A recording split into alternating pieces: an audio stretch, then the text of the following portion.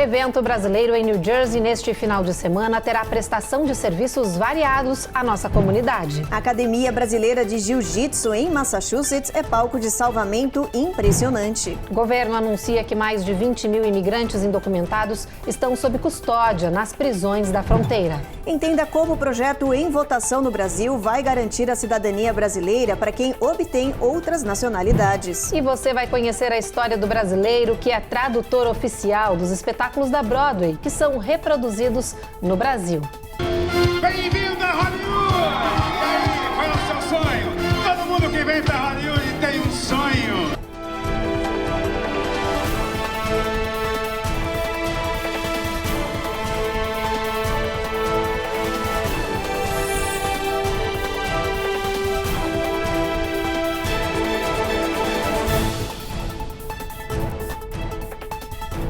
Olá, boa noite. Muito boa noite. Neste final de semana acontecem em Newark as comemorações do Brazilian Day, a tradicional festa de homenagem ao 7 de setembro. Além de shows e comidas típicas, os brasileiros vão poder contar com serviços jurídicos e atendimentos médicos gratuitos, como nos mostra agora a repórter Carolina Camargo. Já começaram a montagem e os preparativos para uma das maiores festas brasileiras, que acontece todos os anos em Newark, em New Jersey. Vai ter muita atividade bacana para a comunidade. E lembrando também que nós vamos ter um grande momento infantil no sábado e no domingo. E contando também que nós vamos ter aí um concurso de samba. Para a mulherada aí que gosta de sambar, o primeiro lugar vai levar $1.000. Venha participar. Serão diversas barracas e estandes, onde vão funcionar uma série de serviços gratuitos para a comunidade. A organização Mantena Global Care, em parceria com o Consulado Geral do Brasil em New York, vai oferecer consultas médicas, exames, acesso a nutricionista, além de atendimento jurídico e a possibilidade de solicitar a carteirinha consular, que funciona como uma espécie de identidade válida em diversos locais dos Estados Unidos. O Consulado Geral do Brasil em Nova York estará lá ajudando você a emitir a sua carteirinha consular. Por favor, traga uma foto e um documento com foto brasileiro. E a carteirinha consular é um documento brasileiro de identificação. Venha fazer sua carteirinha conosco, estaremos lá. Sejam bem-vindos. Em Massachusetts, uma academia brasileira de jiu-jitsu foi palco de uma operação de resgate inesperada. É que um aluno teve um colapso do coração durante uma aula e foram socorristas que estavam no local que conseguiram salvar a vida deste homem.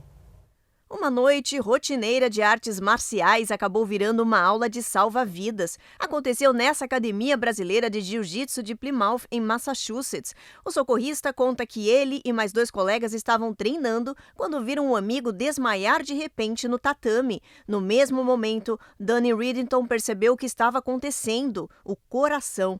At this point, we realized it was definitely something cardiac related, so that's why we began CPR, compressions, and eventually rescue breaths as well. Foi a ação rápida de Danny e dos colegas com um desfibrilador que salvou a vida do aluno. Esta foto é de George e de seus salvadores no hospital. Ele foi submetido a uma cirurgia cardíaca na mesma noite.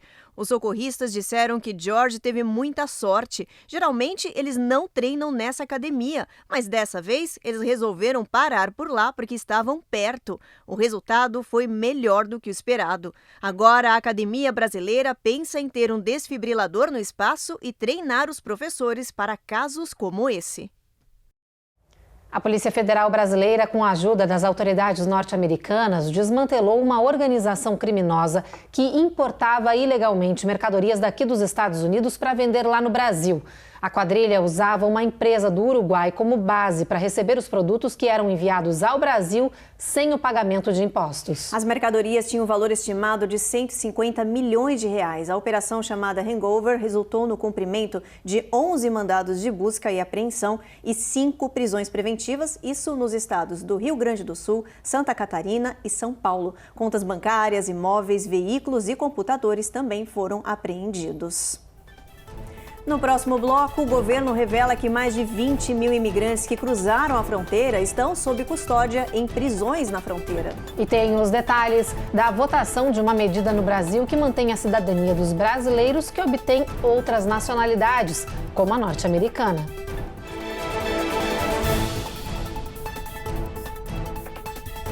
Américas no Ar. Oferecimento Rejuve Chef. Melhore agora sua qualidade de vida.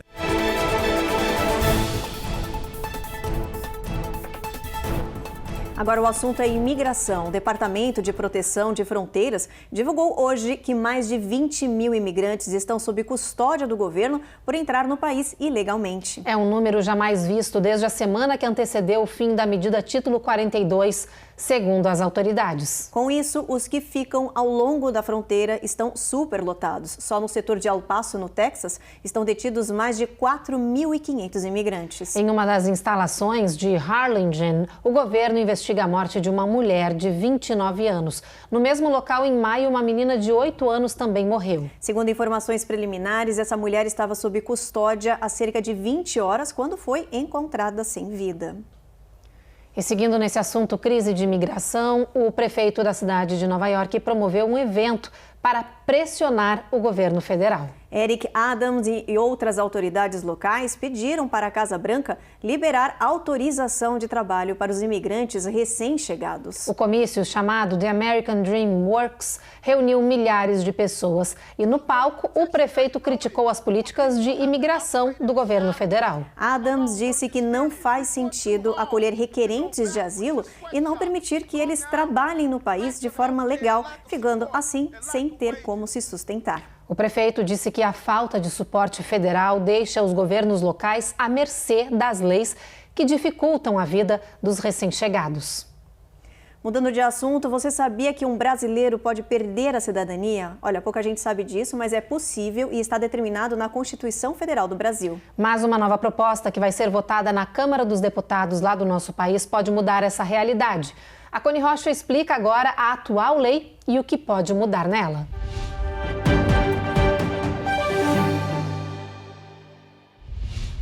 A notícia da possível mudança na lei animou os brasileiros que conheciam a regra e chocou muitos que não sabiam da existência dessa medida.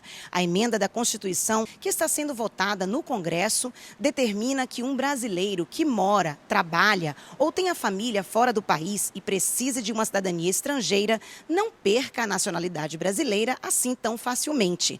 A nova proposta determina que essa perda aconteça apenas em duas possibilidades: por sentença judicial por fraude de naturalização ou ataque à ordem constitucional, ou o próprio cidadão renuncie à cidadania. De acordo com a legislação de 1988, em vigor até hoje, o brasileiro pode ter uma segunda nacionalidade se nasceu em território estrangeiro, se tem descendência estrangeira por pais ou avós, se mora e trabalha em outro país na qual a cidadania é uma exigência para a permanência, como os Estados Unidos, por exemplo. Para quem não sabe, a perda da nacionalidade não acontece de forma automática. É preciso a abertura de um processo no Ministério da Justiça. Só aí o caso é julgado para cancelar ou não a cidadania. Isso não é algo comum e rotineiro, muito pelo contrário. Acontece raramente por causa da falta de comunicação entre os órgãos consulares do Brasil e outros países. Essa PEC, proposta de emenda constitucional, já foi aprovada pelo Senado e agora está em discussão na Câmara dos Deputados, que ainda não anunciaram a data de votação. A proposta de emenda constitucional 1621 propõe alterações no texto constitucional a fim de permitir que brasileiros possam possuir múltiplas nacionalidades ao mesmo tempo, sem perder o direito à sua nacionalidade brasileira.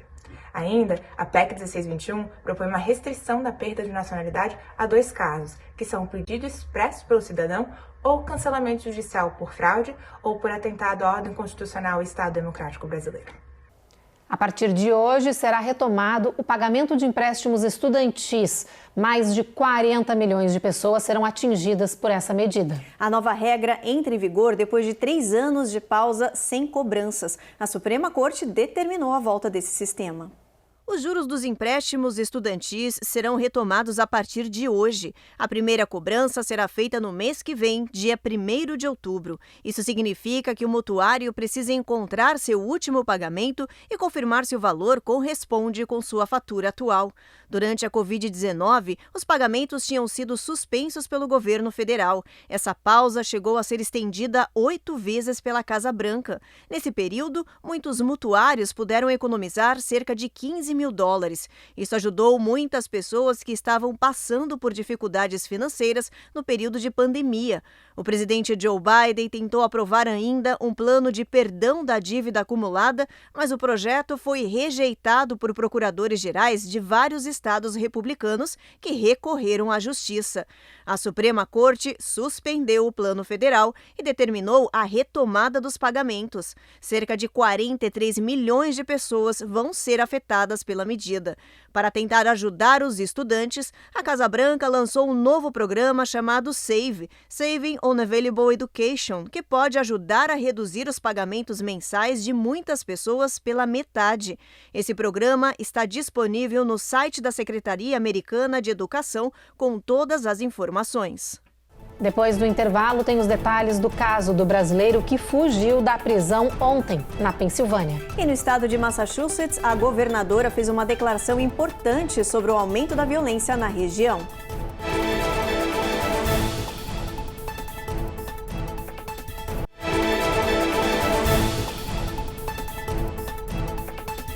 A fuga de um brasileiro de uma prisão na Pensilvânia chamou a atenção de todo o país.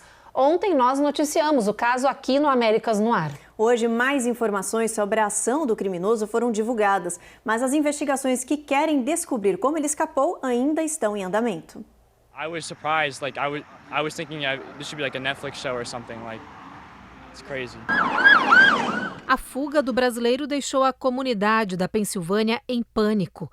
Nas ruas, policiais de todas as agências caçavam Danilo Souza Cavalcante, de 34 anos. Our objective is to find this individual.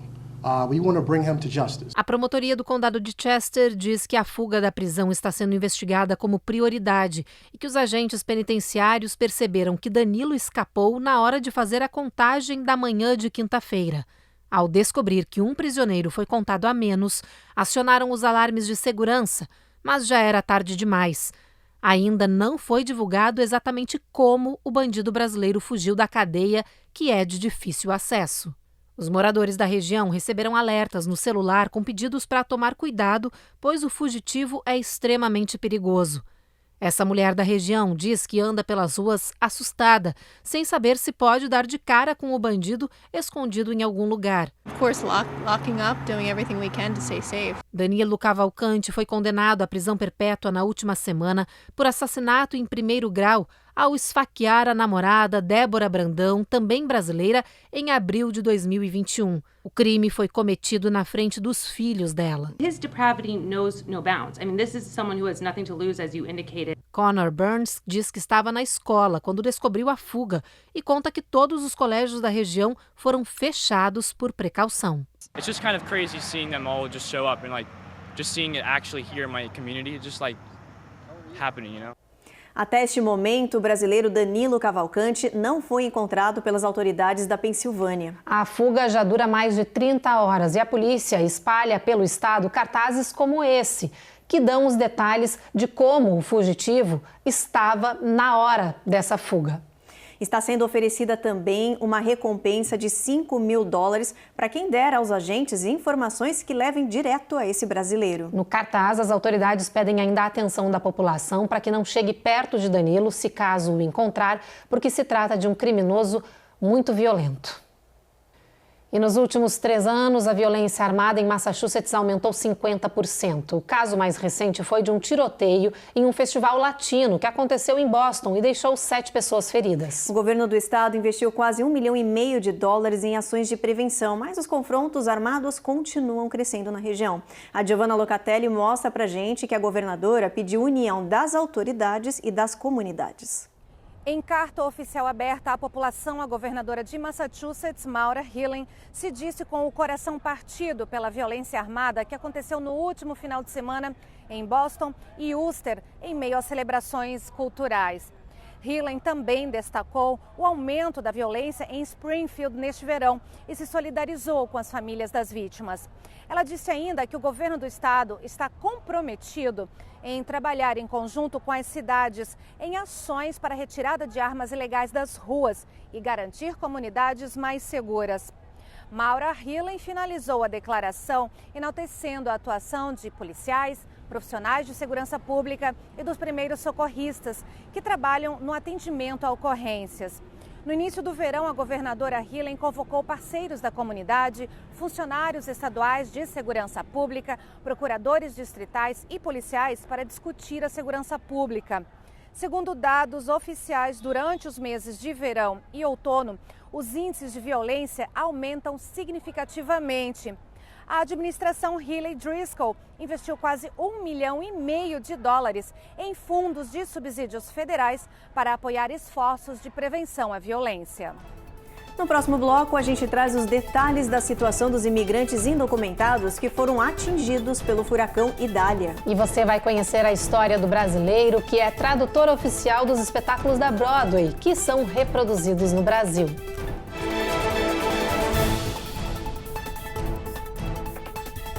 Américas no ar. Oferecimento Rejuve Chef.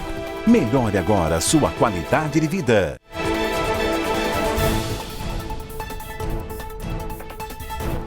As redes sociais vão ter uma ferramenta que vai ajudar na busca de crianças desaparecidas. Esse mecanismo está entrando em vigor aos poucos no mundo. Já funciona em 30 países. O mais recente a integrar essa lista foi o Brasil. Esse botão de alerta, que vai estar disponível no Facebook, Instagram e WhatsApp, vai permitir que as pessoas identifiquem crianças sumidas e também alertem as autoridades. Essa iniciativa é resultado de uma parceria do Ministério da Justiça e Segurança Pública do Brasil com a Meta, que é a empresa proprietária dessas redes sociais. As primeiras regiões que vão receber essa ferramenta são Ceará, Distrito Federal e Minas Gerais. A expansão por todo o território nacional vai acontecer de forma gradual.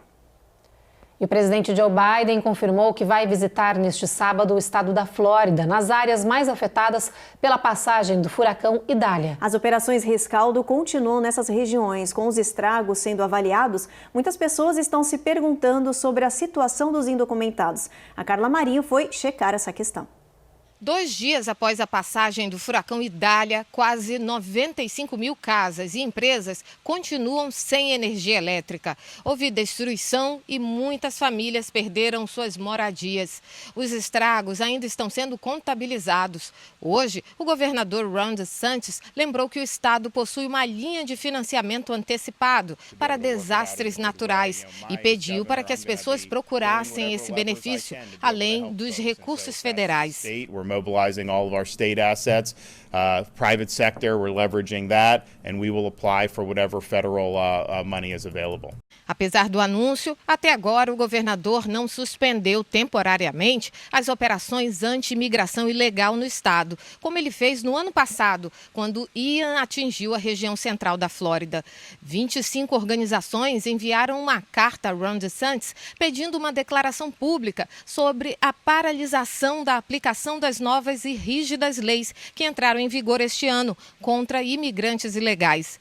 Apesar dos departamentos de imigração e segurança interna lembrarem que não atuam em áreas protegidas por desastres e emergências, a insegurança começou a circular na região.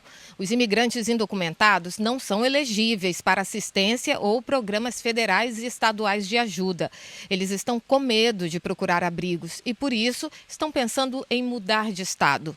Durante a tempestade Ian, no ano passado, muitos desses imigrantes ajudaram na limpeza e reconstrução das áreas destruídas. Agora, com a falta dessa mão de obra, são os próprios moradores que realizam a maioria desses trabalhos de rescaldo. O número de indocumentados vivendo no estado da Flórida reduziu mais de 50% por causa da Lei SB 1718, que entrou em vigor dia 1º de julho deste ano. Agora vamos dar uma olhada na previsão do tempo para o final de semana, gente. Hora da meteorologia aqui no nosso telão. Boston, previsão de tempo encoberto, assim como Nova York e Washington, máxima perto de 80, 85 nessa região. Em Atlanta, o sol aparecendo tímido entre as nuvens, mas vai estar quente, 83. Na Flórida, o sol não vai aparecer na região de Miami, mas vai ter calor de 90 graus, gente. Em Houston, 100 de máxima e 78 de mínima. Em San Antônio, o sol vai brilhar o dia inteiro, máxima de 102, a mínima fica em 76. Ela passa o tempo encoberto, o sol meio tímido, mas vai fazer calor, máxima de 98 graus nessa região. Albuquerque, o máximo não passa de 90, mesma coisa, sol entre nuvens. Phoenix, olha só, bastante chuva aí, mas mesmo assim calor, máxima de 93, a mesma coisa em Las Vegas, máxima de 86, mínima de 73. Em São Francisco, o sol nem aparece, vai ficar nublado aí o dia inteiro, mas não tem previsão de chuva não, viu gente? Mínima de 61, máxima de 74. E olha, para encerrar, a gente fala aí dos famosos e tradicionais musicais da Broadway em New York. Olha, é difícil encontrar alguém que não se encante com essas apresentações americanas. E por causa desse sucesso, esses shows rodam o mundo e são adaptados para diferentes línguas. Agora, a Eloá Orazem mostra pra gente quem é o brasileiro responsável por levar aos palcos do nosso país esses clássicos norte-americanos traduzidos.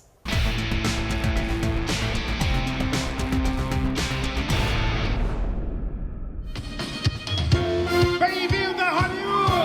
E aí, qual é o seu sonho? Todo mundo que vem pra Hollywood tem um sonho. Cantar, mas sem necessariamente soltar a voz. Interpretar, mas sem ser ator. Ganhar aplausos, mas sem subir ao palco. O sonho do brasileiro Vitor Miletaler parece impossível, mas ele existe e tem até nome: versionista. E o versionista é quem faz a tradução do roteiro e das letras das músicas de um musical. Então eu trabalho traduzindo musicais da Broadway. Formado em direção teatral, Vitor chegou ao estrelato quase sem querer. Precisava fazer a tradução de um musical que eu queria dirigir, eu não encontrei ninguém para fazer isso para mim.